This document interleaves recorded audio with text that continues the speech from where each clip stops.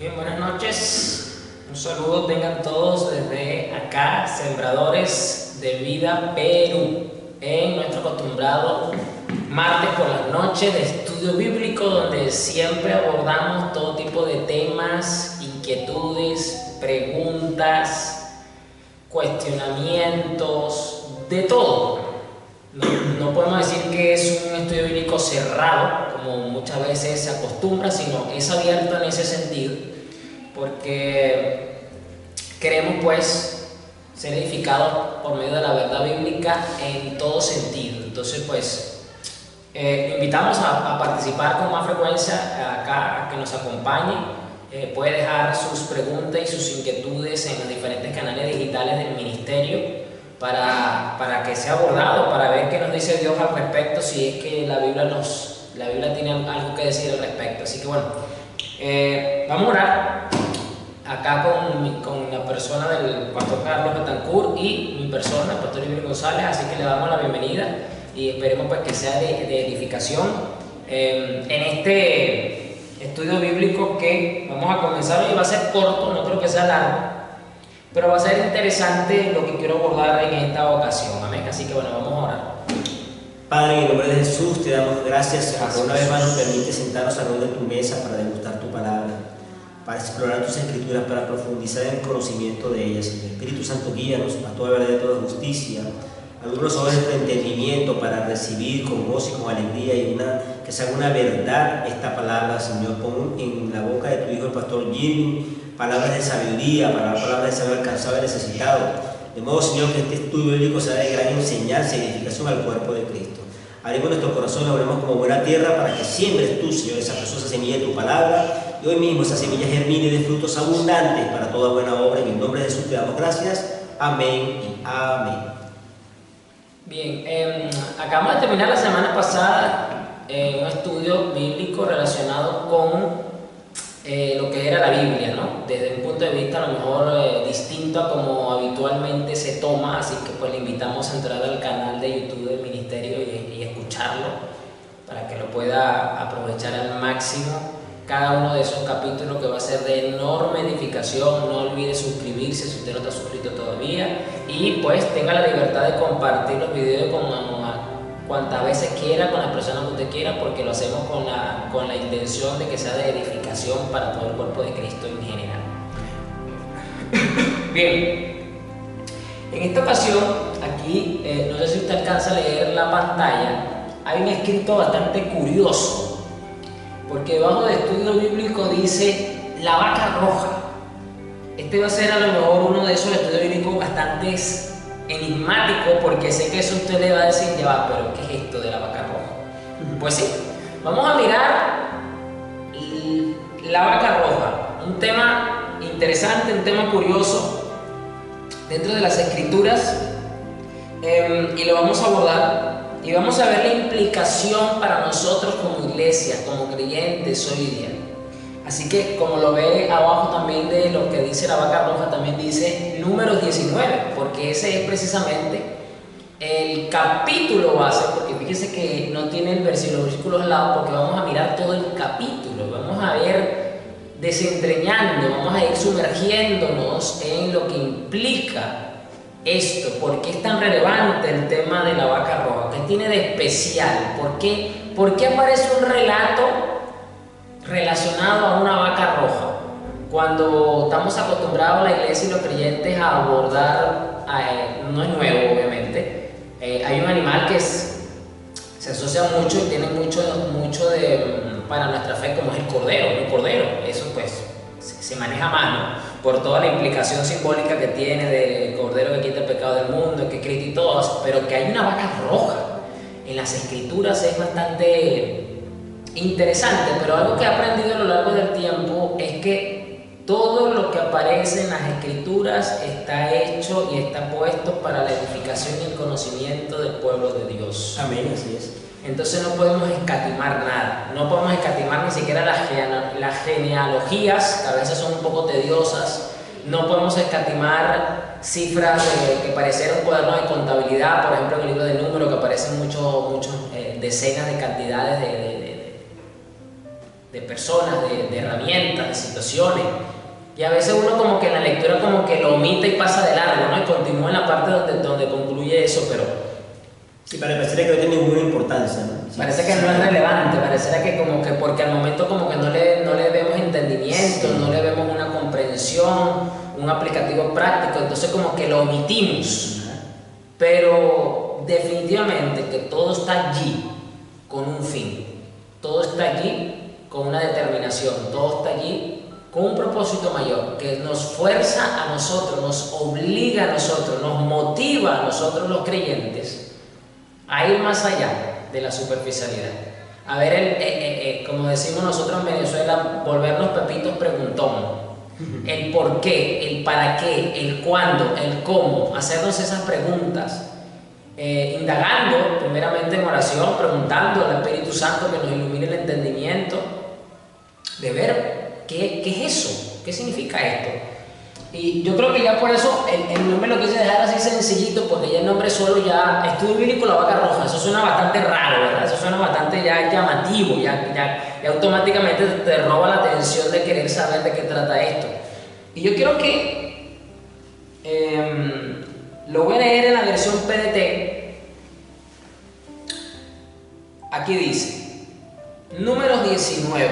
El Señor les dijo a Moisés y a Aarón: este mandamiento hace parte de la ley que yo el Señor establezco.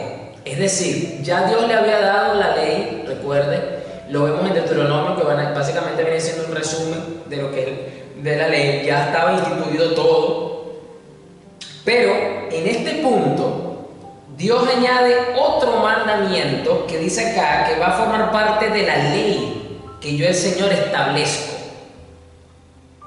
Y dice: díganle a los israelitas que traigan una vaca rojiza. La Reina Valera dice alazana. No, ¿cómo dice? Alazana. No, la vaca alazana. Alazada. Alazana, dice.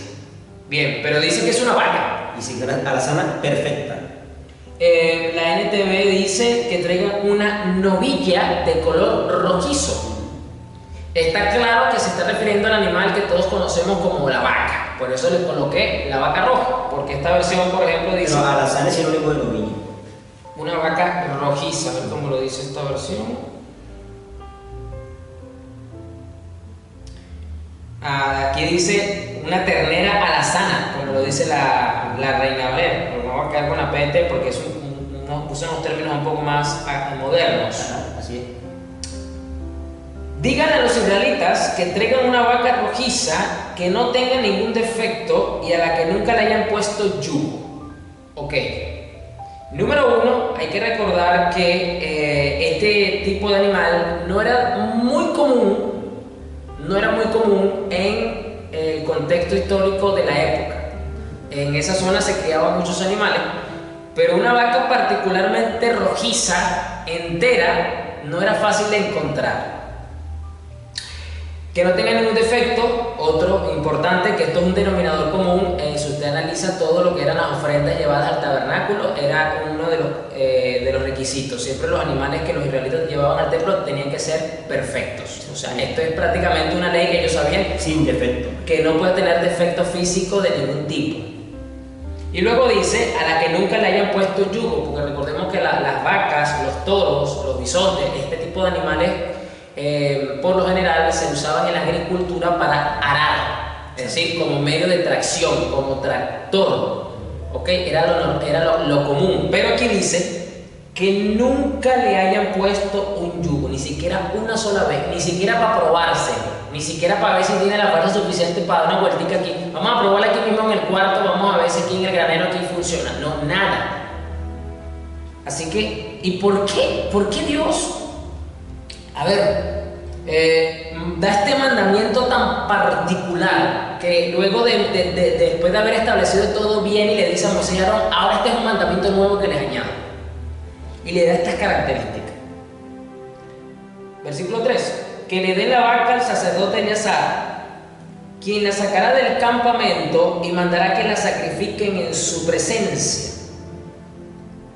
Versículo 4: luego el sacerdote Eleazar tomará con sus dedos parte de la sangre y la rociará 7 veces hacia la carpa del encuentro.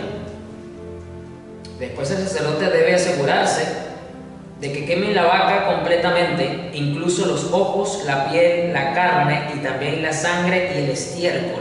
Esto es muy curioso porque precisamente cuando usted lee las demás ofrendas que Dios permitió y estableció y exigió que cómo tenían que darse esas ofrendas, usted va a notar que en otros animales el estiércol no se quemaba, la grasa, por ejemplo, no se quemaba, la piel no se quemaba tampoco, la sangre era totalmente vertida, no se quemaba tampoco en el holocausto. Pero en este caso, Dios le dice que quemen la vaca completamente, luego de rociar 7 veces con sus dedos la carpa del encuentro. Enseguida, el sacerdote tomará madera de cedro, hisopo y tela roja y los echará al fuego en que esté ardiendo la vaca. Luego, el sacerdote debe lavarse sus ropas y bañarse todo el cuerpo. Después de todo esto, él podrá regresar al campamento, pero permanecerá impuro hasta el atardecer. Fíjese que cuando usted ve las regulaciones para los otros sacrificios, usted no ve el mandamiento de Dios para con los levitas, para con los sacerdotes, de que debían asearse luego de hacer el sacrificio. No lo dice. Más bien dice que antes de hacer el sacrificio y de empezar a hacer sus oficios sacerdotales, debían estar purificados ceremonialmente hablando. Ya tenían que haberse bañado, ya tenían que haber hecho todas estas cosas. ¿Por qué Dios da este sacrificio tan particular? Todavía sigo sin entender, pastor. Ya lo vamos a ir entendiendo, pero vamos a ir mirando la lectura primero para entrar en esto y vamos después mirando punto por punto. Versículo 8. El que queme la vaca lavará sus ropas y se bañará el cuerpo. Él quedará impuro hasta el atardecer. Fíjese que no solamente el sacerdote, sino que también los asistentes, que ya usted sabe que para la época no es que cualquiera que iba pasando por delante del tabernáculo podía meterse a echar una manito a los sacerdotes. Esto era un trabajo de los sacerdotes todo, porque para eso Dios dijo, toda una tribu está consagrada para mí, para que se encarguen de los oficios. Entonces aquí se está refiriendo a los demás sacerdotes que tenían que hacer este trabajo. Versículo 9. Luego un hombre que esté puro recogerá las cenizas de la vaca y las colocará fuera del campamento en un sitio puro. Esas cenizas serán guardadas por los israelitas para preparar el agua de purificación. Todo esto es un sacrificio por el pecado. Dios particularmente establece este nuevo sacrificio muy particular para realizar unas aguas de purificación, y todo esto es un sacrificio por el pecado. Qué curioso este sacrificio. El que recogió las cenizas debe lavar su ropa, pero quedará impuro hasta el atardecer. Esta será una ley permanente tanto para los israelitas como para los extranjeros que vivan entre ellos. Ahora vamos a entender mucho mejor. A ver, ya acabamos de ver que Dios le dice cuando estén impuros para que se purifiquen por causa del pecado. Pero ¿cuál era el pecado propiamente hablando que necesitaba este tipo de sacrificio tan particular? Versículo 11. El que toque el cadáver de un ser humano quedará impuro por 7 días. Y tiene que purificarse, versículo 12, con el agua de purificación al tercer y al séptimo día de haber tocado el cadáver, y entonces quedará puro. Pero no quedará puro si no se purifica al tercer y al séptimo día. Cualquiera que toque un cadáver y no se purifique, contamina la carpa sagrada del Señor y tendrá que ser separado de Israel, porque al no recibir el agua de purificación sobre él, habrá conservado su estado de impureza. Esto es muy curioso, porque Dios quería que los sacerdotes, los extranjeros y los israelitas tuvieran una percepción, tuvieran un entendimiento, tuvieran una sensibilidad, tuvieran un concepto alto de lo que era la vida y de lo que era la santidad de Dios. Porque Dios es la máxima representación de lo que es la pureza, de lo que es la vida, de lo que es santo. Y les dice entonces que cualquiera que toque siquiera un cadáver estaba impuro y tenía que purificarse con este sacrificio. Muy curioso esto. Agua de purificación. Muy curioso esto. Y dice que el que no se purifique con estas aguas habrá conservado su estado de impureza, dice esta versión. Vamos a ver cómo lo dice el versículo 13. Acá. Dice que inmundo será, y su inmundicia será sobre él. ¿Sí? Pues, porque fíjense que dice, el que toque, en la versión NTV dice, el que toque un cadáver y no se purifique de la debida manera, contamina el tabernáculo del Señor y será excluido de la comunidad de Israel, ya que no se roció con el agua de la purificación y su contaminación continúa, dice la NTV. Versículo 14. Esta es la ley en lo que respecta al caso de que alguien muera en una carpa. Si la persona muere dentro de la carpa, todo el que esté adentro o entre a esa carpa quedará impuro por 7 días. Todo plato que no esté tapado quedará impuro. También quedará impuro el que haya tocado el cadáver de alguien que haya muerto, ya sea en batalla o de muerte natural. Y también el que haya tocado un hueso humano o una tumba. Fíjese que aquí vemos regulaciones puntuales y de lo que tenían que hacer los israelitas cuando uno de sus miembros moría. Todo el protocolo ceremonial que había que hacer para poder enterrar el cadáver y para luego las personas involucradas en ese entierro y manipulación del cadáver estar delante de Dios purificados de esto. Versículo 17. Con el fin de purificar a quien quedó impuro, se echará en una vasija un poco de la ceniza de la vaca del sacrificio por el pecado y se le añadirá agua fresca. Ahora fíjense, Dios dice que deben de agarrar una vasija, echarle ceniza de la vaca y añadirle el agua que se preparó. Alguien que esté puro tomará el hisopo y lo mojará en el agua y luego la rociará sobre la carpa, los platos y las personas que estuvieron ahí. La rociará también sobre el que haya tocado los huesos o el cadáver de alguien que haya muerto en batalla o de muerte natural, y también sobre el que haya tocado una tumba. El que esté puro rociará esa agua al tercer y al séptimo día sobre el que esté impuro. Al séptimo día ya lo habría purificado. Enseguida el que esté impuro debe lavar su ropa y bañarse, pero quedará impuro hasta el atardecer. En caso de que quien está impuro no se purifique, este tendrá que ser separado de la comunidad porque ha contaminado el lugar sagrado del Señor. El agua para su purificación no fue rociada sobre él y quedó impuro. Esta ley, versículo 21, será permanente. El que rocíe el agua para la purificación lavará su ropa, y el que toque el agua quedará impuro hasta el atardecer. Todo lo que alguien impuro toque quedará impuro, y el que toque a alguien impuro quedará impuro hasta el atardecer. De verdad que es un relato bastante curioso, y dice, nos deja claro que es por el pecado. Nos dice cuál es ese tipo de pecado: el haber tenido contacto con algo muerto, el haber incurrido en una práctica relacionada a la muerte, en este caso la muerte física.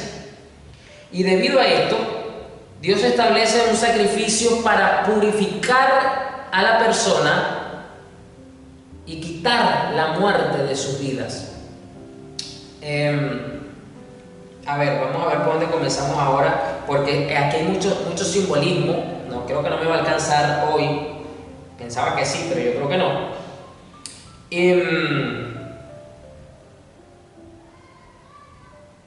Bien, miremos el paralelo que encontramos entre la vaca roja y el cordero. Porque dice las escrituras que el cordero tenía que ser sin defecto. Así es. No podía haber sido mancillado, ultrajado o puesto de alguna manera, sino que tenía que ser entregado con toda el tacto del cordero por causa del pecado. En este caso, el cordero de la Pascua, los israelitas se lo comían. Así es. Pero en este caso, a la vaca no se le manda que se le coma nada, sino que se queme completamente, incluyendo hasta el estiércol. Esto es lo interesante del caso. Es como un sacrificio perfecto.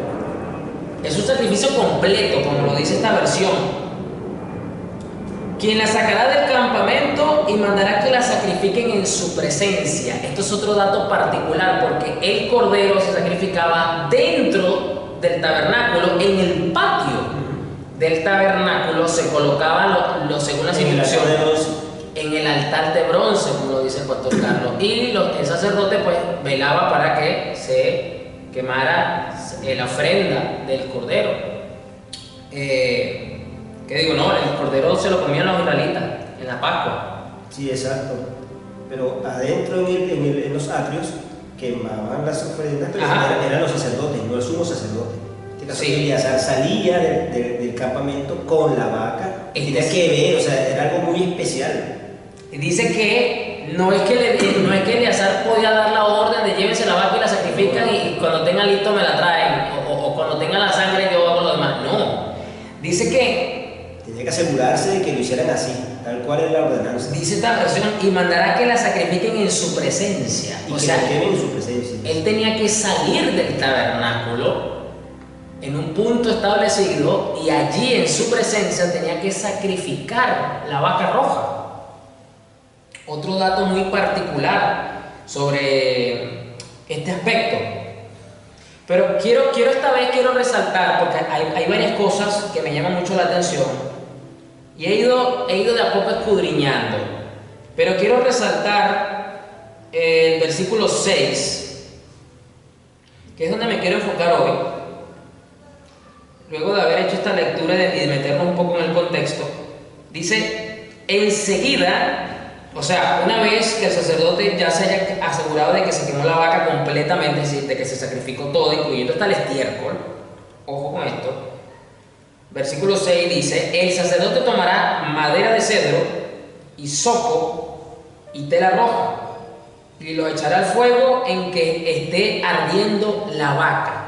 O sea, no es solamente, esto es otro dato interesante, porque si usted lee Levítico, en el proceso del sacrificio de los animales que se hacían dentro del patio del tabernáculo, usted no ve regulación o exigencia de parte de Dios de que se le echara algo a esa ofrenda, de que se le echara algo a ese sacrificio. Simplemente... El sacrificio puro y más nada. Exacto. Pero aquí Dios dice, sáquenla del tabernáculo, Eleazar tiene que ir, tiene que estar presente, hace lo del sacrificio, y cuando la van a poner en el fuego, cuando está en el fuego, el sacerdote tiene que tomar madera de cedro, hisopo y tela roja. Esto es muy curioso. Y aquí quiero que vayamos y vamos a ir mirando qué significa cada una de estas tres cosas, qué está asociada. Vamos a mirar.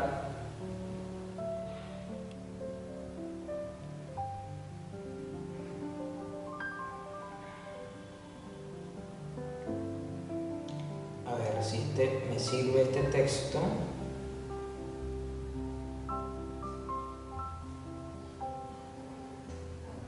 Ok. Vamos a Primera de Crónicas 22, 1, del 2 al 4. Bueno, Primera de Crónicas 22, del 1 al 4.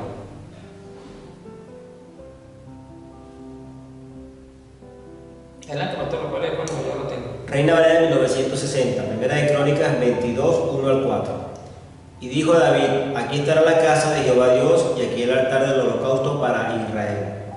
Después mandó David que se reuniese a los extranjeros que había en la tierra de Israel y señaló de entre ellos canteros que labrasen piedras para edificar la casa de Dios. Asimismo preparó David mucho hierro para la clavación de las puertas y para las junturas, y mucho bronce sin peso y madera de cedro sin cuenta, porque los sidonios y tirios habían traído a David abundancia de madera de cedro. Ok, acá vemos que la construcción del templo, dentro de estos materiales estuvo la madera de cedro. El cedro entonces está asociado a lo que es la santificación, a lo que es la purificación, a lo que es el estado superior que representa el cielo en medio de la tierra.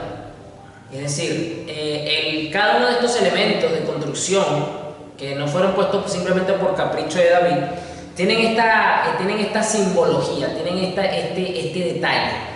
Y está dentro también de lo que es fortaleza, de lo que es vitalidad. ¿Ok? Porque esto estaba dentro, ¿cómo lo dice el versículo 3? Así para David mucho hierro para la clavación de las puertas y para la juntura, y mucho bronce sin peso y madera de cedro sin cuenta. O sea, demasiada cantidad de madera de cedro. La madera estaba puesta sobre las bisagras de las ventanas y las puertas.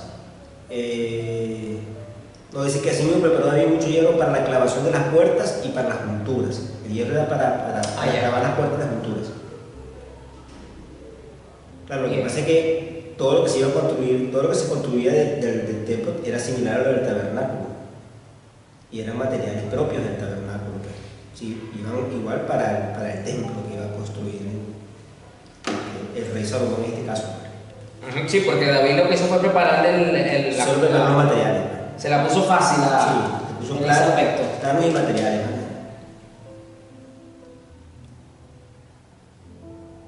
Ok.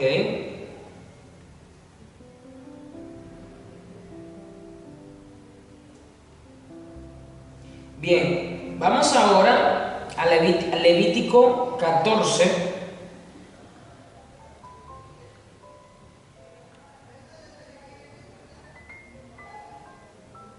Del 48 al 49. Levítico 14, 48, 49. Bueno, léelo hasta el 51. Levítico 14, 48 al 51. Mas si entrar el sacerdote y la examinare, y ve que la plaga no se ha extendido en la casa después que fue descubierta, el sacerdote declarará limpia la casa porque la plaga ha desaparecido.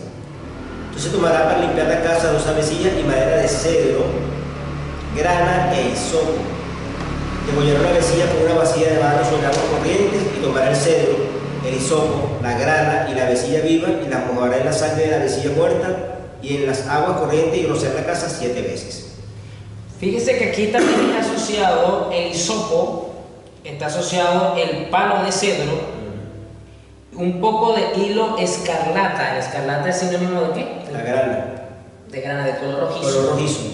Y esta es una vaca rojiza. Entonces ya aquí esto Levítico nos enseña, nos va dando un poco más de hecho, el cordel que puso Rahab la ramera en Jericó era un cordel de grana, rojizo, que se viera a lo lejos.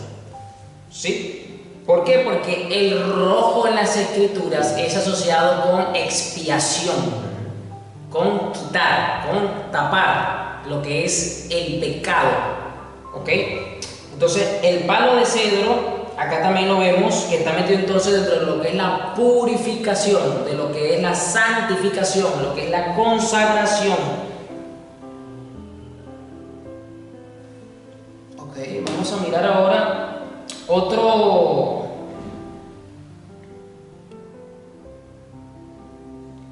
Vamos ahora a Job 40:17, porque vamos a ver todo lo que la Biblia nos enseña simbólicamente sobre lo que es el cedro. Porque todo tiene una razón en las escrituras. Job 40:17. Job 40:17. Su cola mueve como un cedro y los nervios de su muslo están entretejidos. Aquí el versículo 15 de que vamos a entender un poquito de qué está hablando. Es una bestia llamada Behemoth. Una bestia llamada Behemoth, a quien hice igual que a ti. O sea, Dios está increpando a Job y le está haciendo varias preguntas de él como creador, ¿no? Evidentemente Job no pudo responder ninguna de estas preguntas. Pero en el versículo 15 Dios dice que le echo un ojo al Behemoth, a quien hice al igual que a ti, como hierba, como un buey. Mira qué fuertes son sus lomos y los músculos de su vientre, y dice, su rabo es tan fuerte como un cedro. Entonces el cedro está asociado simbólicamente, de una forma representativa, a lo que es la fortaleza, lo que es el vigor. Y eso es propio ¿de qué? Es propio de la vida. Alguien que tiene vida, de cierto modo, va a tener una cantidad de ¿qué? De vigor, de fortaleza. Por eso es que cuando usted dice, me siento débil, inmediatamente ¿con qué lo asocia la gente que te escucha? Con que algo pasa con tu salud. Exactamente. Porque te falta ¿qué? Fortaleza, te falta vigor. Hay que ver por qué te sientes débil. Entonces, aquí está el cedro asociado con fuerza, fortaleza, con vigor. Y eso es precisamente un rasgo característico de ¿qué? De lo que es la vida propia. Interesante esto. Vamos ahora al Salmo 92, 12.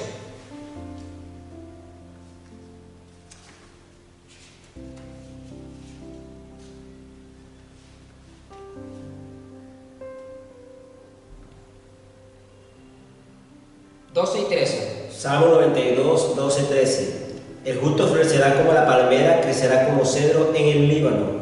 Plantados en la casa de Jehová, en los atrios de nuestro Dios, florecerán. Versículo 14 también, está bueno. Aún en la vejez fructificarán, estarán vigorosos y verdes. Aquí básicamente la palabra confirma lo que yo acabo de decir anteriormente en Job. Esta versión dice, pero los justos florecerán como palmeras y se harán fuertes como los cedros del Líbano. Trasplantados a la casa del Señor, florecen en los atrios de nuestro Dios. Incluso en la vejez aún producirán fruto, seguirán verdes y dice llenos de vitalidad. Entonces el cedro está asociado al vigor, a la vitalidad, a la fuerza de la vida. Entonces aquí podemos decir que lo contrario es entonces la debilidad, es la falta de fuerzas, la debilidad, asociado ¿a qué? A la muerte. Entonces esto es muy interesante. A ver qué otra cosita tenemos por aquí del cedro.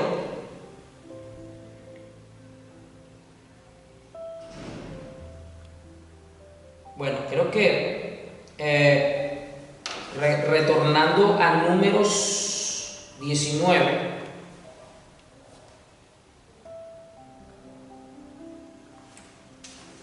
nos dice la lectura en el versículo 6 que después el sacerdote Eleazar tomará un palo de cedro, entendiendo que si esto es un sacrificio por haber manipulado, bueno, ni siquiera manipulado, incluye la manipulación de un cadáver, pero tan solo por el hecho de tocar.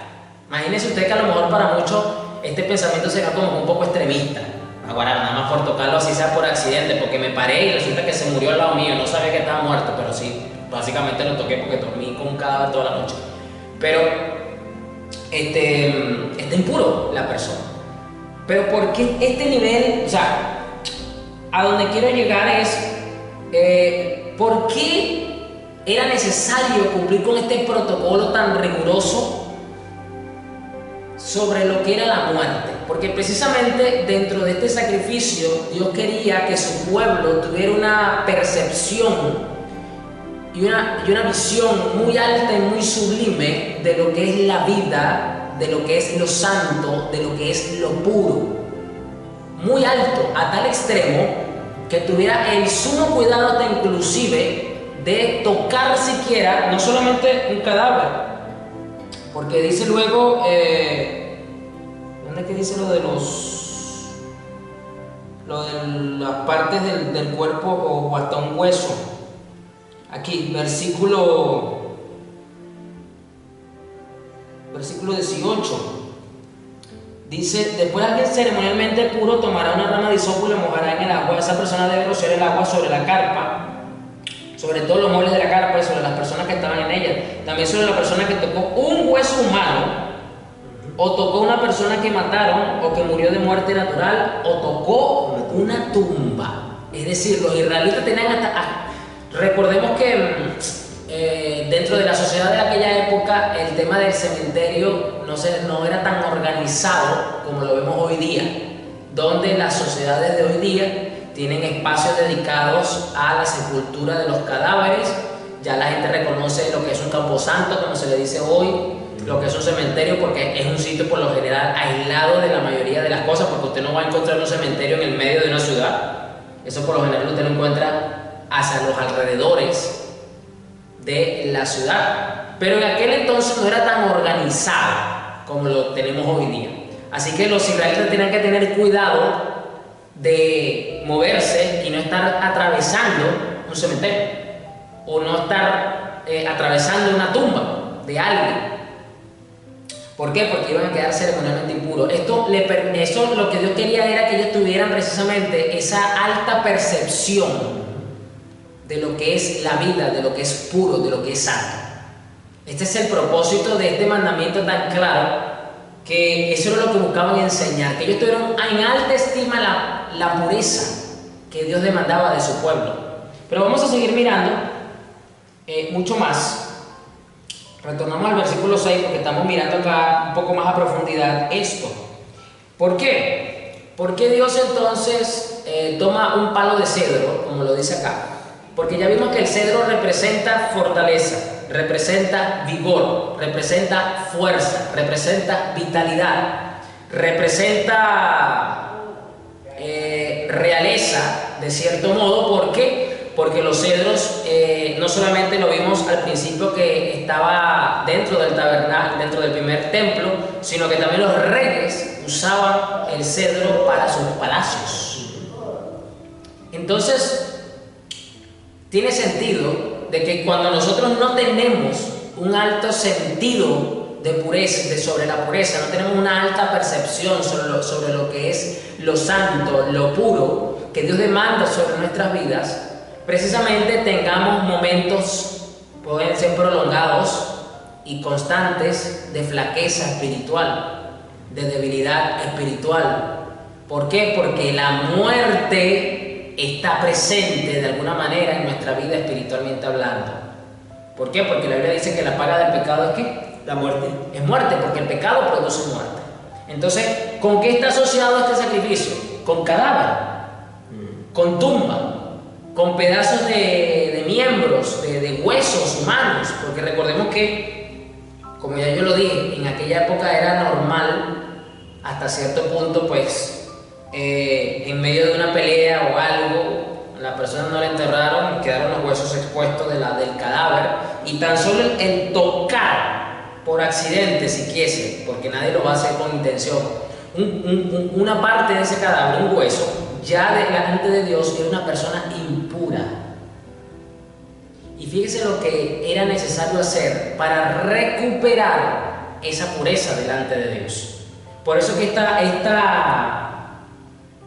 ofrenda, este sacrificio es bastante particular, porque no bastaba simplemente con que el animal se quemase, como era en el caso del cordero y de los otros animales, sino que en este caso las cenizas se usaban luego de que el animal estaba quemado y se hacía un agua también, y las dos cosas se juntaban, que eso lo vamos a mirar luego mucho más con detalle. Pero es bastante interesante, entendiendo que si ellos realmente captaron la enseñanza detrás del rito, la enseñanza detrás de esta ceremonia, ellos realmente pudieron haber disfrutado a plenitud del Señor y pudieron haber tenido vidas plenas, espiritualmente hablando, porque eso es lo que Dios demanda para nosotros, su pueblo, sus hijos. No sé si el pastor Carlos quiere añadir algo. Bueno, es que esos son los principios que Dios quiere establecer para el pueblo, la pureza, porque realmente nosotros en la santidad, si la cual nadie va a ver al Señor, entonces hay que mantenerse puro en todo momento. Y para nosotros como creyentes todas estas son enseñanzas que debemos tener siempre en cuenta, porque la pureza debe ser algo de nuestra vida diaria. Nuestra vida debe ser algo que agrada al Señor en todo lo que hagamos, con nuestra mente, con nuestro corazón, con nuestras manos, con nuestro cuerpo, con nuestros pensamientos. Todo debe ser en una pureza y santidad, porque sin la cual nadie va a ver al Señor. Y Dios no puede ser burlado. O sea, toda la escritura es útil, toda la escritura es verdadera y toda se va a cumplir. Y se va a cumplir toda justicia. Entonces no podemos decir que Dios va a cumplir una cosa pero no va a cumplir otra, no va a cumplir todo. No tenemos que estar simplemente ajustados a derecho, como dicen en el idioma, en el argot legal, ajustados a derecho. Vamos ahora a Éxodo 12:22.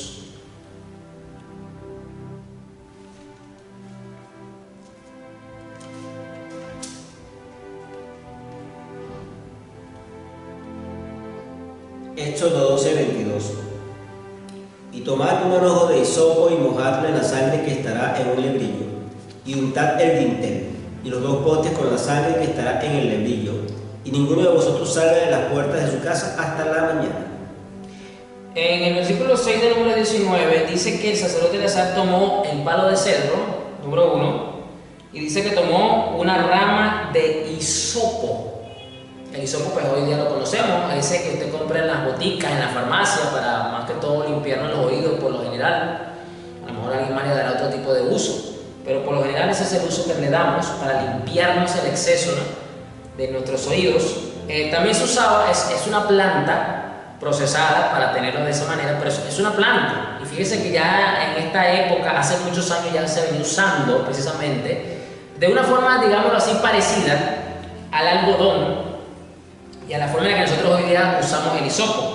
Y aquí es donde por primera vez encontramos de una forma muy simbólica y muy categórica el hisopo. Y es precisamente con la primera Pascua registradas en las Escrituras del pueblo de Israel, que cuando Dios le manda precisamente a tomar el cordero, a sacrificar el cordero, a quemar una parte y la otra parte se la tenían que comer. Y le dice, pues bueno, que usen, versículo 12, creo que te dije, ¿no? 22, perdón, dice acá esta versión: dejen escurrir la sangre en una vasija, después tomen un manojo de ramas de hisopo y mójenlo en la sangre. Con el hisopo unten la sangre en la parte superior y en ambos lados del marco de la puerta de su casa, que nadie salga de la casa hasta la mañana. Versículo 23. Pues el Señor pasará por la región para herir de muerte a los egipcios, pero cuando él vea la sangre en la parte superior y en ambos lados del marco de la puerta, el Señor pasará a esa casa de largo. No permitirá que el ángel de la muerte entre en las casas de ustedes y los hiera de muerte. ¿De qué venimos ya profundizando sobre el tema de la vaca roja? Que este era un sacrificio ¿para qué? Para limpiar la impureza por siquiera haber tocado un cadáver. Es decir, por haber tocado la muerte. Porque un cadáver es un cuerpo humano que no tiene vida, es decir, que está muerto, está presente la muerte. Está presente la muerte allí, como haya sido, como lo dice el relato, ya sea que murió por muerte natural, o sea que murió en batalla, o que haya muerto de alguna u otra forma. Así es. Pero está presente la muerte. Entonces aquí vemos que el hisopo es lo contrario a lo que es la muerte, es la vida, y está en el proceso de ¿qué? De expiación, de redención. Hacia eso está asociado el hisopo. Hacia entonces lo que es la limpieza, la purificación, el quitar el pecado y contrarrestar la muerte. Ahora, ¿de qué otra manera está asociado el hisopo? Vamos a Salmo 51, versículo 7. Este es un salmo, a lo mejor ya usted sabe, un salmo muy conocido de David, y quizás hasta se lo sepa de memoria. Pero aquí hay unas palabras interesantes de David en este salmo. Salmo 51, 7. Purifícame con hisopo y seré limpio, lávame y seré más blanco que la nieve. Le recuerdo que David escribió este salmo luego de haber pecado con Betsabé y toda aquella cosa que ocurrió con este pecado de David, que mandó a matar al esposo y toda aquella cosa que ya usted sabe que David aquí. todo ese momento oscuro de la vida de David, en la que un pecado le llevó al otro, porque eso es lo que hace el pecado cuando le damos vida. Le damos, como decimos en Venezuela, le das un dedo y se agarra no solo el brazo, sino el cuerpo completo. Así es el pecado. Un pecadito, entre comillas pecadito, lo pongo así, lo llevó a cometer otros pecados bastante fuertes. Y debido a eso vino la reprensión del profeta Natán, esa famosa reprensión, ese llamado fuerte, esa palabra que estremeció a David desde lo profundo de su ser, porque vino de parte de Dios. Y luego de ese proceso de arrepentimiento, David escribe este salmo. Y precisamente dice: purifícame con hisopo. Entonces el hisopo está relacionado con el arrepentimiento, con la purificación, con la limpieza, está representado. Esa es la razón de por qué entonces en número 19, recordemos que esa va a ser todo el capítulo, nuestra lectura base, está asociado a este sacrificio. ¿Por qué? Porque para poder quitar la muerte, para poder quitar la impureza de la muerte, tiene que haber una limpieza. Tiene que haber, quizás, en la mayoría de los casos, cuando está relacionado al pecado, porque dice que es un pecado particular, tiene que haber un arrepentimiento. Es decir, el israelita, lo voy a poner así para que me entiendan, iba pasando por un lugar, tropezó con algo, y luego de revisar con qué tropezó se da cuenta que eran restos de un cadáver. No lo hizo con conciencia, lo hizo quizás en descuido por ser ligero en su caminar. Claro. Ya con todo esto que estoy diciendo ya es bastante simbólico lo que estoy hablando. Claro, eso implica que hay que estar atento, apercibido a la vida que uno lleva, el caminar de uno, el diario caminar, y a nosotros nos sirve porque tenemos que caminar rectamente conforme a la palabra de Dios. Y el israelita pues iba, qué sé yo, pensando en otras cosas, no iba pendiente, pero cuando ve para abajo, ve su caminar, porque ¿en qué tropecé? Resulta que ve pedazos de un cadáver. Inmediatamente le vino la convicción de impureza. Uy, ahora quedé impuro. Quedé impuro. Perdóname, Señor, porque ahora estoy impuro delante de ti. No lo buscó, no andaba, como hoy día se ve, saqueadores de tumbas sacando huesos para hacer brujería ni nada de esas cosas, como hoy día se ve. Simplemente pues fue un desliz. Puede pasar, ya lo dije. Las cosmopolitas de antes no eran tan organizadas como lo estamos hoy día. Y entonces se necesitaba una rama de hisopo. No se necesitaba un poquito, no como el cotonete, que es la marca de la que creo que hace la Johnson y la Johnson, del hisopo, que es simplemente un palito delgadito, más delgadito que mi dedo, con una pequeña cabecita de hisopo, porque se supone que la mayoría lo usa para la limpieza de los oídos y usted no necesita un hisopo muy grande porque si no, no le va a entrar en el orificio del oído. Pero aquí dice que era una rama de hisopo. El hisopo no es un árbol grande, es un árbol pequeño, pero aquí dice que se necesitaba una rama considerable. Un manojo. Un manojo, algo que entrara en tu puño lo suficiente para poder entonces usar de esta manera el hisopo. ¿Qué nos habla entonces de esto? Que no necesitamos una purificación y una limpieza pequeñita. Necesitamos realmente una convicción. Necesitamos realmente que nos duele el alma. Porque cuando usted lea la vida en este salmo, dice: purifícame con hisopo.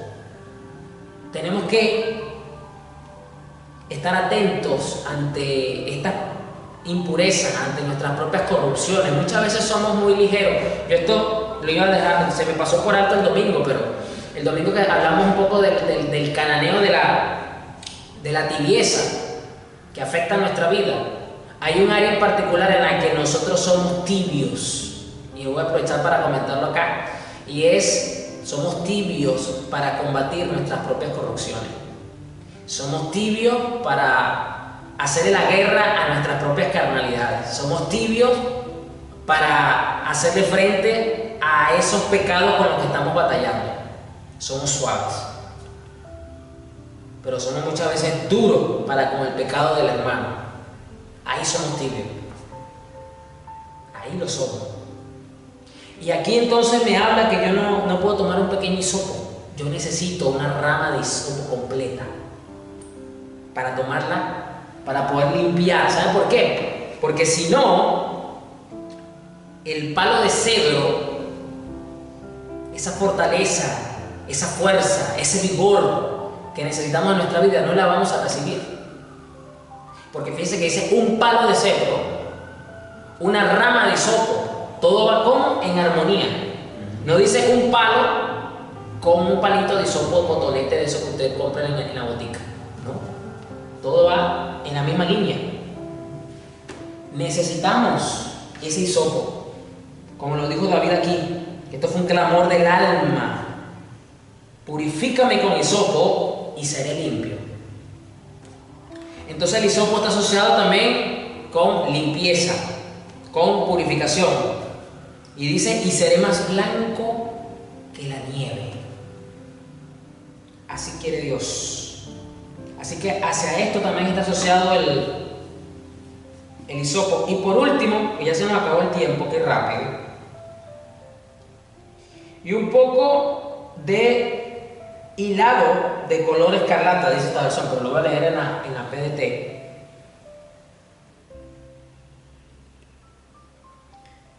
A ver cómo lo dice acá.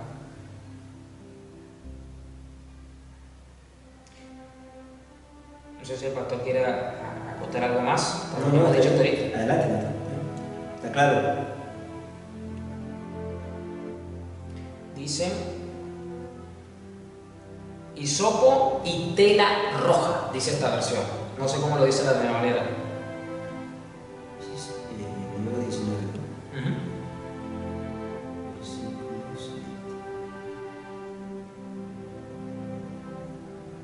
Y escarlata. Escarlata. Puedo tomar sacerdote de madera de cedro e hisopo y escarlata. Versículo 6.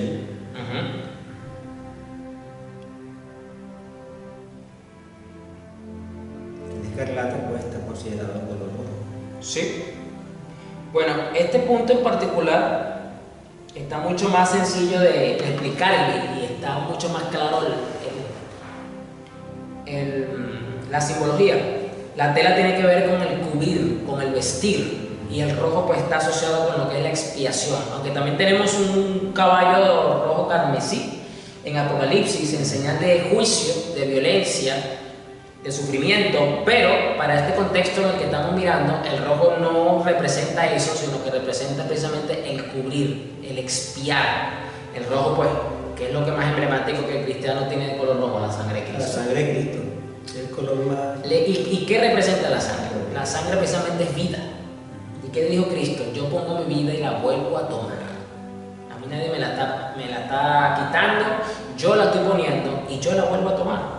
Entonces, definitivamente que no es casualidad que Eleazar tuviese la obligación de tomar un palo de cedro, una rama de hisopo y un poco de tela roja y las arrojara en el fuego donde se quema la novilla. ¿Por qué? Porque el fuego es precisamente también asociado con la purificación, con la vida, con la santidad, con el poder, con la gloria.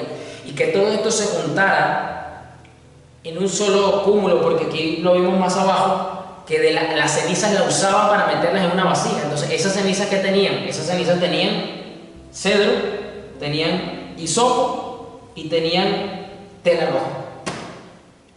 Exacto. En el mismo, digamos, montón de las cenizas de la vaca. Porque aquí lo dice que luego de matarla tenía que tomar un palo, todo esto y arrojarlo al fuego donde se quemaba la novilla. Exacto. Es decir, la novilla, la vaca roja, Se quemaba a la ceniza de la vaca. La vaca roja, las cenizas estaban entremezcladas con cedro, con hisopo y con tela roja. Entonces, ¿de qué nos habla a nosotros esto? Que este sacrificio que nosotros necesitamos en nuestra vida tiene que tener estos ingredientes para nosotros. Es fundamental que nosotros tengamos entonces siempre en alta estima la purificación, la limpieza, la santidad. Lo que pasa es que el temita de la santidad, no de ahorita, ya tiene tiempo, se ha trastocado, se ha mal puesto y se tiene un mal concepto muchas veces de lo que es la santidad. Pero mirando tan solo nada más en este solo versículo 6, tan solo mirando el simbolismo de estas tres cosas, nos da a entender que Dios definitivamente quiere que su pueblo tenga en alta estima la limpieza, la purificación, la santidad, la consagración de las cosas, de nuestro estilo de vida, que realmente nos ocupe la muerte que nos rodea. Eso es en pocas palabras lo que yo puedo sacar de acá sobre este relato tan particularmente curioso sobre el sacrificio de una vaca roja. Y eso que apenas estamos mirando tan solo una parte de lo que podemos sacar de este pasaje tan interesante. Pero la aplicación es práctica para nosotros. Es práctica, o sea, por ejemplo, que todos esos eventos del Nuevo Testamento para nosotros son un observarse lo que tiene que ser el sacrificio de Cristo y la vida de santidad como nosotros como creyentes. O sea, ¿cómo se aplica eso a nuestras vidas actualmente? Tenemos que empezar, que es lo que básicamente se enfoca acá. Tenemos que tener en alta estima la pureza. Tenemos que tener una alta percepción de lo que es la vida en santidad. Porque eso era lo que Dios quería con esto. Usted se imagina a esta gente ahora diciendo, wow, ahora yo tengo que estar pendiente por dónde camino, por dónde me siento, por dónde me recuesto, por dónde me acuesto a dormir, porque voy a quedar impuro delante de Dios. Esa es la moraleja que Dios le quería enseñar a los israelitas. Que no bastaba simplemente con cumplir con los mandamientos morales de Dios, en lo que ese es el propósito de la ley ceremonial, darle una alta percepción a su pueblo sobre lo que es este tema tan importante para el Señor. Entonces, y para nosotros actualmente, a pesar de que estamos en el tiempo de la gracia, que hemos purificado y lavado con la sangre de Cristo, pero tenemos que vivir una vida justa, santa y piadosa, una vida que realmente agrade a Dios, no ver lo que no debemos ver, no oír lo que no debemos oír, no hablar lo que no tenemos que hablar, no meternos en sitios donde no tenemos que meternos, no tocar las cosas que no debemos tocar, si tenemos que tener una vida que agrade a Dios en todos los aspectos. O sea, estamos dando un ejemplo a nosotros de cuál es la vida como creyentes. Debemos ser testimonio primeramente delante de Dios y también delante de las personas. O sea, no tenemos una vida que realmente agrade a Dios en todos los aspectos, no solamente en lo que la gente me ve a mí, sino que yo delante de Dios estoy realmente agradándole, porque yo vivo la vida conforme Él quiere que yo viva la vida, como un creyente verdadero, un creyente que busca la santidad en todo lo que haga. Que somos perfectos, no, somos perfectibles, pero tenemos que una vida de santidad, sin la cual nadie va a ver al Señor, y Dios no puede ser burlado. Así es. Bien, ya se nos fue la hora, que rápido pasa el tiempo.